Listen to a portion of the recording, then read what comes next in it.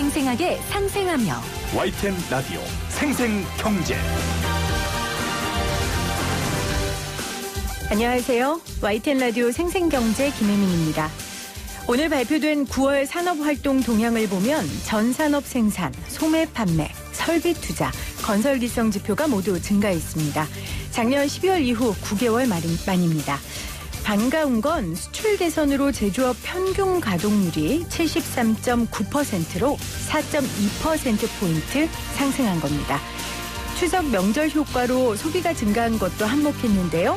앞으로 정부는 2020 코리아 셀 페스타를 열고요. 또 숙박, 관광, 공연, 영화, 전시, 체육, 외식, 농수산물 8대 분야에 예산 1,684억 원을 투입해 소비 쿠폰도 발행할 예정입니다. 소비가 경기 회복으로 이어지는 거 참 감사하죠. 그런데 이번 주말은 소비를 좀 참아주셔야 되겠습니다. 내일이 할로윈데이라 오늘부터 주말까지 방역 당국이 긴장하고 있습니다.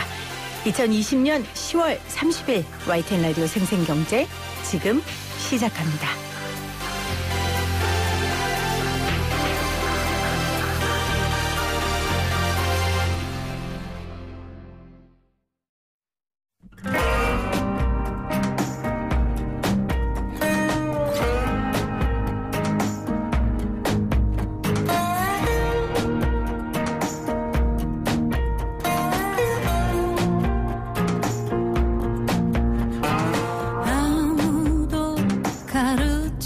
주지 않아 이 길이 옳은지 다른 길로 가야 할지 난 저 길 저 끝에 다다르면 멈추겠지 끝이라면 지금 흐르는 노래 김유나의 길입니다. 아무도 가르쳐주지 않아 이 길이 옳은지 다른 길로 가야 할지 난 저 길 저 끝내 다 다다르면 멈추겠지. 이 노래 가사가 지금 코로나19 시대를 힘겹게 살아가는 노동자들의 삶 같아서 오늘 시작곡으로 선곡을 해봤습니다. 10월의 마지막으로 보내드리는 생생경제, 오늘은 우리의 이야기, 우리 이웃들의 이야기, 노동자에 관한 이야기 나눠보려고 합니다. 두 분 함께 하셨어요. 먼저 성공회대 노동아카데미 하종강 교수 나오셨어요. 교수님 어서 오세요. 네, 안녕하세요. 반갑습니다. 노동인권영화제에 또 이번에 참여하셨던 권순현 감독 모셨어요. 감독님 어서 오세요. 안녕하세요. 네, 반갑습니다. 제가 교수님 원래 노동계의 아버지라고 소개하려다가 욕하죠, 다른 사람들이 그러면. 교수님 쑥스러워하실까 봐. 근데 사실 맞죠. 뭐 노동운동 언제부터 시작하셨어요? 그러니까 80년도에 시작했습니다. 어쩌다가? 네. 그때는 이제 학생운동 했던 사람들은 특별한 재주가 없거나 변절하지 않으면 그냥 노동운동 하는 게 가장 평범한 선택이었습니다. 그러니까 다른 재주가 있어서 뭐 문화운동 또 여성운동, 농민운동, 부문운동으로 가지 않으면 대다수는 그냥 노동운동을 선택하는 게 가장 평범한 선택이었지 특별한 결단은 아니었습니다. 그런데 지금 말씀하셨던 것처럼 그때는 노동운동이 대부분이었다는 건 대다수가 노동자였고 대다수의 사회의 많은 문제들이 노동 문제였다는 걸 말해주지 않을까 싶은데요. 그러니까 그때도 실제 그런데 사람들은 그렇게 몰랐기 때문에 그렇게 만들려고 한 거죠. 일단 한국사회를 변화시킬 수 있는 가장 중요한 그때 이제 영어를 많이 썼으니까 필드다 거기 노동운동이. 그래서 폼나게 노동운동을 못해도 그냥 1,000만 노동자의 머리 하나 더 보태는 삶이 기업체에 들어가서 노동자를 관리하는 직원이 되는 것보다는 이게 낫다. 뭐 이런 생각이었습니다. 그럼 그때 같이 노동운동 하시던 많은 분들 다 어디 가시고 지금. 그러니까 더 힘든 일, 더 발전된 분야로 많이 진출했죠. 근데 교수님 왜 지금까지? 저는 이제 능력도 안 되고 용기도 없어서 그냥 계속 여기 머물러 있다 보니까 네. 그냥 이 나이 되도록 한 사람이 별로 없게 돼서 자꾸 제가 돋보이는 거지 제가 특별한 철학이 있거나 대단한 사람이어서 이 분야 일을 오래 한 건 아닙니다, 사실. 원래 오래 버티면 되는 거거든요, 교수님. 그러니까 노회찬 씨나 뭐 이런 사람처럼 이제 더 힘든 일을 선택하든지. 네. 근데 저는 그 감이 아니거든요. 아유, 무슨 그런 말씀을 하세요. 필드에서 정말 노동자들의 스승으로 친구로 지금까지 함께 해주셨다는 게 정말 생생경제에서 이런 노동 문제 있을 때마다 우리 교수님을 모시게 되는 이유가 됩니다. 오늘 함께 해주셔서 감사하고요. 권순영 감독님은 95년생 아주 젊은 다큐멘터리 감독이세요. 네. 사실은 작품을 보고 이렇게 감독이 젊을 거라고 생각하지 못했는데 어떻게 이 노동 문제에 관심을 갖게 되셨어요?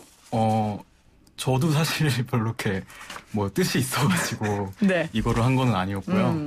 그냥 저도 아까 전에도 말씀드렸지만 그냥 선배들 잘못 만나가지고 네. 다큐 시작을 하게 됐었는데 노동 문제에 좀 더 관심이 갔던 거는 이제 제가 아무래도 학생이면서도 이제 영상 관련해서 노동을 하거든요. 어쨌든 뭔가 업체에 저도 나가가지고 일을 할 때도 있었고 아니면 다 아르바이트를 계속 영상 일로 하는데 저도 막 가서 다치고 아니면은 이렇게 좀 제가 느끼기에 부당한 그런 경험들을 했던 게 많았어요. 물론 제가 다룬 영화에 나오는 어떤 그런 비극적인 일이나 아니면 정말 힘들었던 일이 있었던 건 아니지만 어쨌든 뭔가 노동이라는 이슈가 저한테 더 와닿는 그런 측면들도 있었던 것 같아요. 본인이 노동자이면서 네. 그리고 이 노동의 이슈가 남의 얘기가 아니라는 네. 것을 본인이 실감했기 때문에 이제 카메라를 들고 그들의 이야기를 담기 시작하신 거예요. 오늘 우리가 이야기할 작품 말고도 또 어떤 노동의 현장을 영상으로 담으셨어요? 제가 이 작업 전에 다뤘던 영화는 피와제라는 이름의 영화가 있는데 그거는 이제 민주노조랑 어영노조가 둘 다 있는 회사에서 이제 자기 민주노조를 만들려고 하시다가 이렇게 분신자살을 택하신 어떤 버스 회사에 계신 이제 지부장님의 이야기인데 네. 그분이 돌아가신 이후에 그때는 이제 촬영을 했었고 그 촬영하는 그 영화의 내용도 뭔가 그 이후에 뭔가 계속해서 노조가 어려워지는 현실 내지는 아니면 뭔가 계속해서 싸워가는 사람들이 남아있는 모습들을 좀 보여주고 싶었던 그런 영화입니다. 네. 사실 교수님 오늘 라디오에서 제일 많이 나오는 노래가 뭔지 아세요? 10월의 마지막 네, 이용 씨가 부른 잊혀진 계절이잖아요. 네. 사실 그 노래를 들으면서 저는 제가 생생경제를 한 3년 정도 진행하다 보니까 잊혀진 노동자들의 이름이 생각이 나더라고요. 그래서 10월의 마지막 날, 마지막 날은 아니지만 생생경제가 이제 10월의 마지막 방송인데 오늘 이 이야기를 이용 씨에 대해서는 특별한 기억이 있는데요. 그래요? 어떤 게요? 이용 씨가 국풍 80일로 데뷔했어요. 거기서 대상을 받아서. 네. 근데 그때 제가 잡혀갔었는데 제 후배 하나를 너무 경찰들이 심하게 때린 거예요. 자기들이 봐도. 그래서 그냥 거뭇거뭇 멍이 든 게 아니라 그냥 검은 물을 부은 것처럼 아주 새까맣게 등어리부터 허벅지가 다. 근데 그 후배는 사실 한 일은 없었고 여러 사람이 한 일을 많이 알고 있었어요. 그럼 가장 많이 고문당하거든요. 그렇겠죠. 본인은 하지 않았지만 한 사실을 알고 있으니까. 그런데 그 후배를 위로한답시고 그 수사관들이 데리고 간 곳이 국풍 80일 현장이었습니다. 거기에 갔다 온 거예요, 그 친구가. 네. 근데 그 고문당해서 살이 퉁퉁 붓잖아요. 거기 소고기, 생고기, 로스를 붙여요. 그러면 그건 이제 예전부터 내려오는 비법인데요. 그래서 그 고문했던 수사관들이 그 후배 온몸에 소고기 로스를 생고기를 다 덕지져 붙이고 부은으로 칭칭 감을 정도로 심하게 맞았었는데 그 후배를 이제 국군 80일에 데리고 갔던 거죠. 위로한답시고. 그래서 내가 거길 갔다 왔다고. 그래서 이용 씨 노래 들을 때마다 항상 그때 생각이 납니다. 생각이 나는군요. 예. 그래서 우리끼리 야 먹기도 귀한 고기를 살에 붙이냐 그러면서 웃긴 했지만. 그러니까 누군가에게는 뭐 축제고 누군가에게 낭만인 날이 누군가에게는 버티기 힘든 하루하루가 되는 거잖아요. 네. 근데 사실 지금도 코로나19로 많은 노동자들이 그런 시간을 보내고 있다고 생각을 합니다. 그래서 오늘 꼭 노동자들의 이야기를 좀 나누고 싶었고요. 여러분 들으시면서 아유 이렇게 좋은 가을날 또 무슨 우울한 얘기야 이러지 마시고요. 아까 우리 감독님이 얘기하신 것처럼 나의 얘기다. 나에게 있을 수 있는 일이다라는 생각으로 오늘 좀 이 시간을 함께 해주셨으면 하는 바람을 가져봅니다. 두 분은 이미 만나신 사이죠? 네. 노동인권영화제에서. 네. 교수님 저는 노동인권영화제라는 게 있는지도 몰랐어요. 이게 매년 열리고 있다면서요?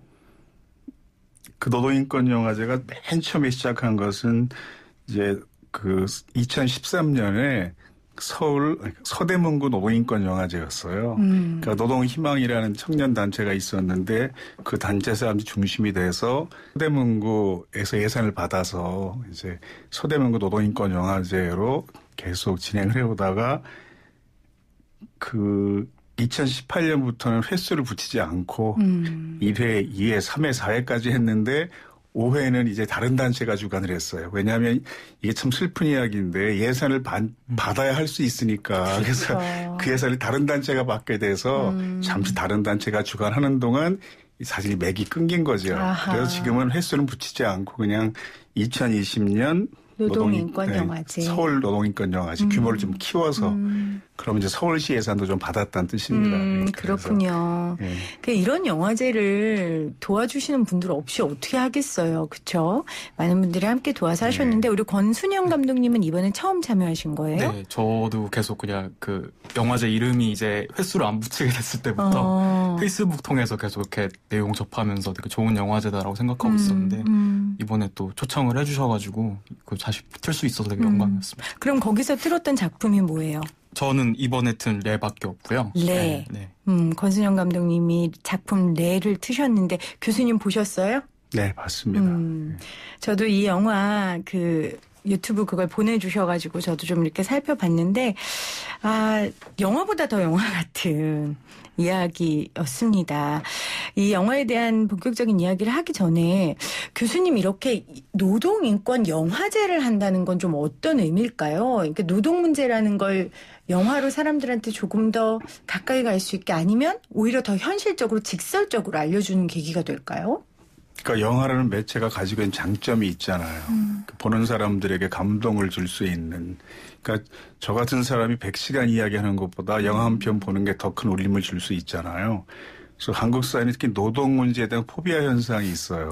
노동자, 노동조합 이런 것에 대해서.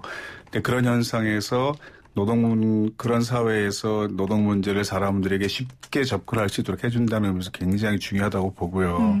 저는 거의 매번 가봤지만 그래도 노동 문제에 관심을 가지고 있는 청년 시민들이 이렇게 많이 와줬다는 게 항상 볼 때마다 감격스럽습니다. 그리고 그런 행사를 하려면 준비할 게 얼마나 많습니까? 팜플렛 디자인부터 포스터부터 서포터까지 다 얼마나 수고를 많이 해야 돼요. 그런데 수십 명이 그런 노력을 기울여서 이런 작은 행사를 노동이라는 주제로 치르는 것을 보는 것만으로도 굉장히 감동적이고요.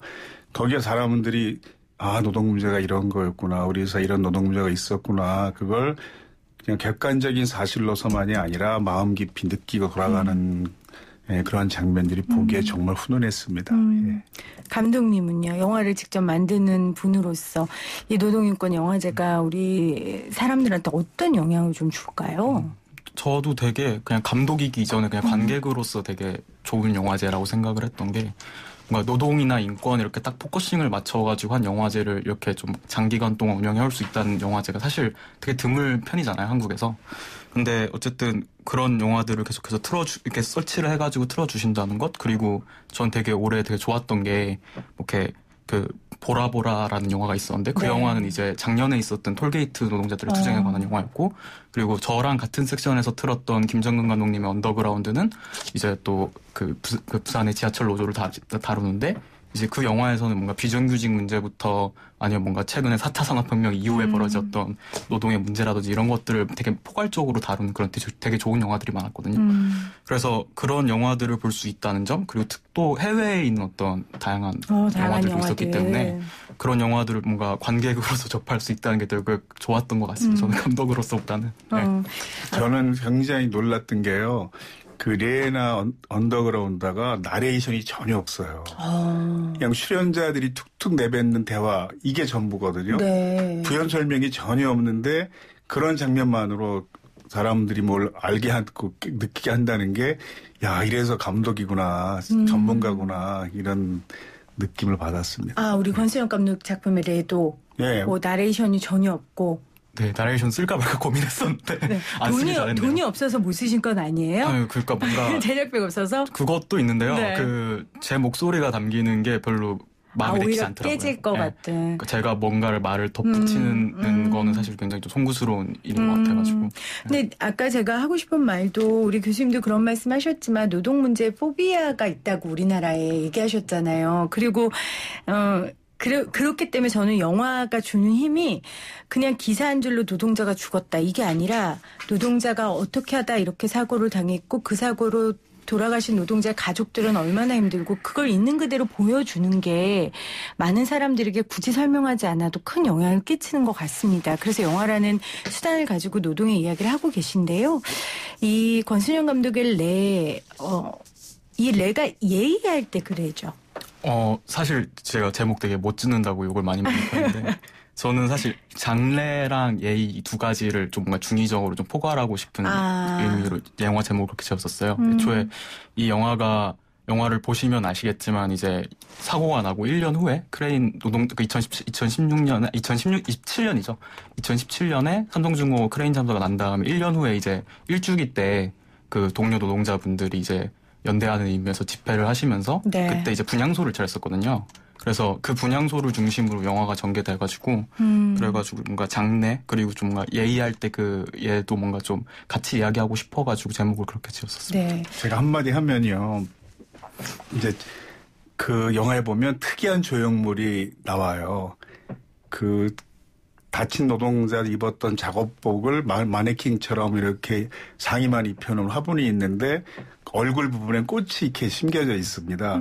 근데 그게 여러 군데 그게 있는 모습이 나오거든요. 그러면 그 장례식 장면들이 나오니까 그 장례식이라는례가 당연히 이제 그걸 의미하는 거고 그걸 보는 당신은 인간으로서 어떤 행동을 하는 것이 어떤 마음을 갖는 것이 예를 지키는 것이냐 이런 고민을 하게 만드는 그래서 제가 물어보고 싶었는데 그게 고가도로 밑에도 서 있고 그 현장에도 서 있고 곳곳에 그 조형물이 있는 게 나와요. 네.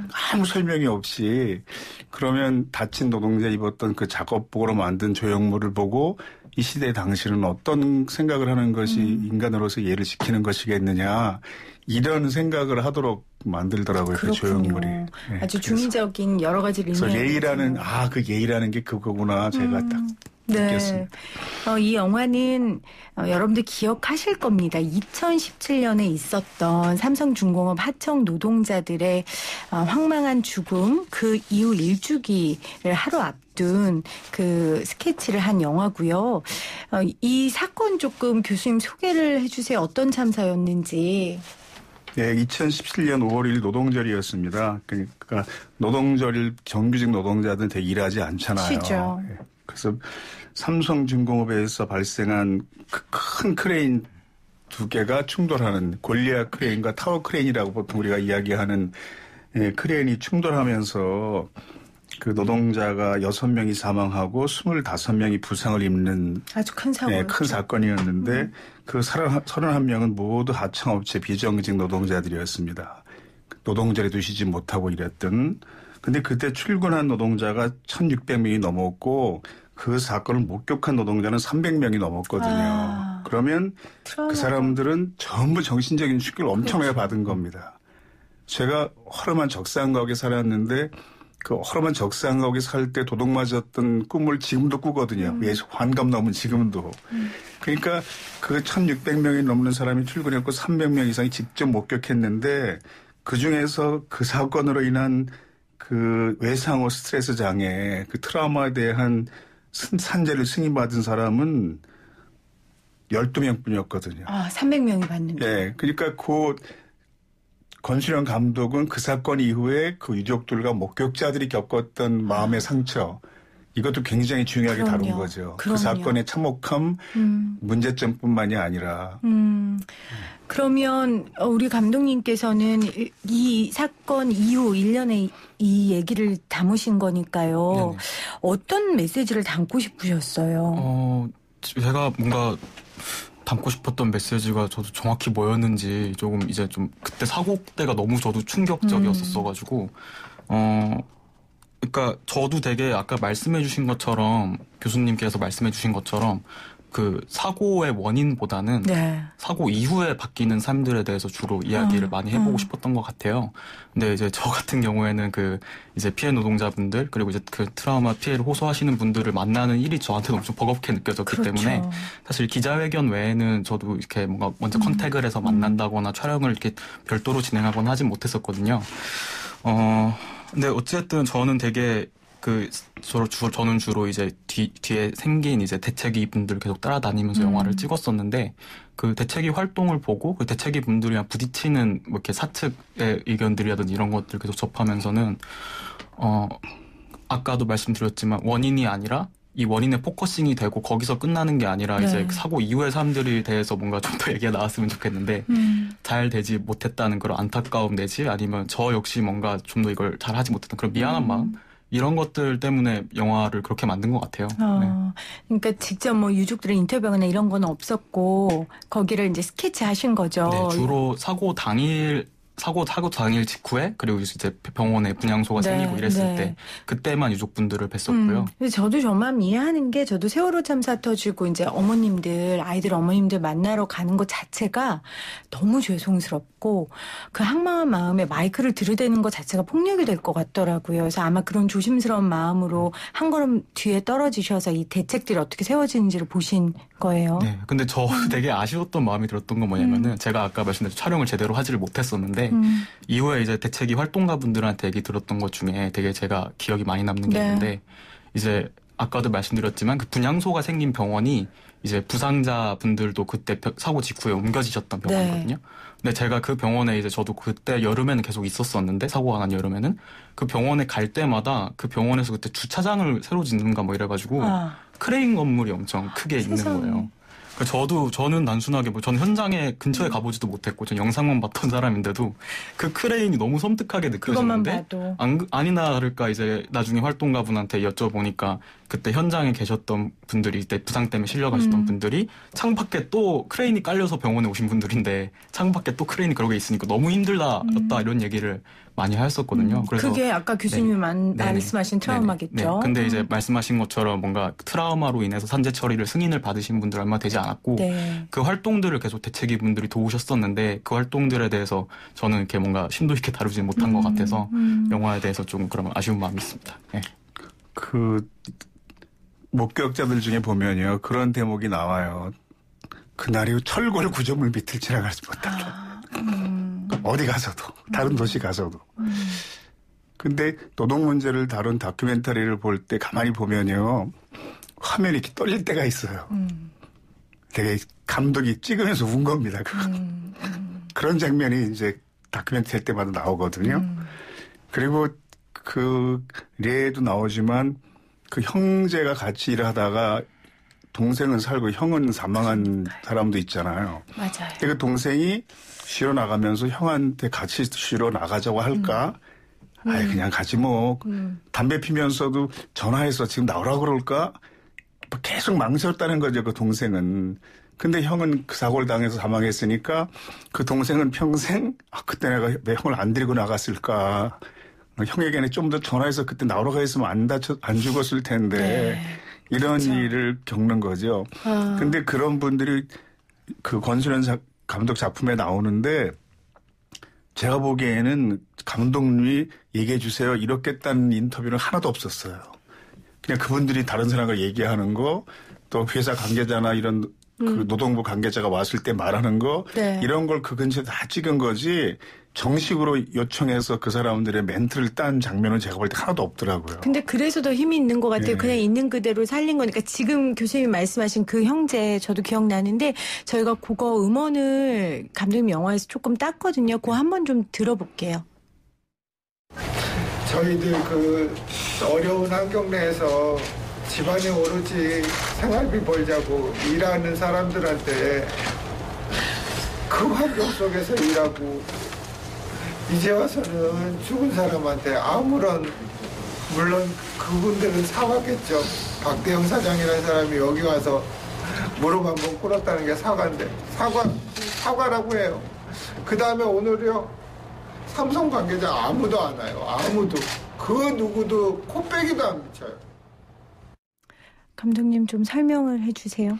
네, 이때 이거는 뭐 영상은 지금 안 나갈 테니까 영상 관련해서 좀 설명을 해드리면은, 사고 직후에 제가 말씀드렸던 그 병원에서 이때 찍었던 영상인데, 빈소가 차려졌었고, 이제 그때 이 피해 노동자분, 이제 그분도 이제 앉아 계셨었죠. 근데 이때 그때가 형은 딱. 돌아가시고 네네. 동생분이죠. 네네. 그때 대선 때였어요. 대선 직전이었었어가지고, 네. 이때 제가 기억하기에는 홍준표 당시 그 후보 빼고는 다 왔던 걸로 저는 기억을 하거든요.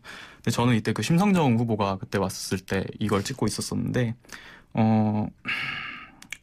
당연히 말씀하신 것처럼 이 노동자분께서 말씀하신 것처럼 사고 직후 당일날에 이제 회사에서 사람들이 와가지고 사과를 한답시고 온 거죠. 그래가지고 이제 빈소에서 무릎을 한번 꿇고 그 다음에 이렇게 나가는데 그때 엄청 사과를 하러 온 사람이라고 보기엔 저는 되게 좀 힘들었던 걸로 기억하는 게 이렇게 경호원들한테 둘러싸여가지고 이러면서 이렇게 야심한 밤에 쭉 들어왔다가 그냥 무릎 한번 꿇고 그 안에서 그 빈소 내에 정확히 어떤 일이 있었는지는 모르겠는데 그러고 나갈 때 그 동료 노동자들, 그러니까 사고 때 같이 있었던 동료 노동자들이 그 자리에 다 있었는데 한마디도 안 하고 그냥 나갔어요. 그냥 뭐 미안합니다 이런 말만 형식적으로 하고 그때 나갔었는데 저도 그거를 찍으면서 너무 화가 났던 거죠. 네, 그런 상황이었습니다. 말씀하시는 장면은요, 관자복 입은 채 링거 꽂고 네. 얘기하시는 거예요. 이때는 대통령 후보님들한테 말씀드렸던 말씀인 것 같아요. 그렇죠. 참 마음이 아픕니다. 청취자분들도 문자 보내주고 계신데 4567님은 저도 대표적인 블루칼라입니다. 올 3월 발을 심하게 다쳤습니다. 공상을 받긴 했지만 아직도 그때 충격과 고통이 이루 말을 못해요. 공감이 많이 됩니다 하셨고 8106님은 근로자들이 사고 나는 거 보면 기업이 사람이 먼저가 아니고 이익을 우선해서 일어나는 거라고 생각합니다. 사회도 기업도 더불어 사는 것인데 안전을 먼저 우선시 해주세요. 감사합니다. 이렇게 보내주셨습니다. 이텐 라디오 생생경제 오늘 10월 마지막 보내드리는 방송인데요. 우리의 근로자들, 노동자의 이야기 성공회대 하종관 교수 그리고 권순영 감독과 나누고 있습니다.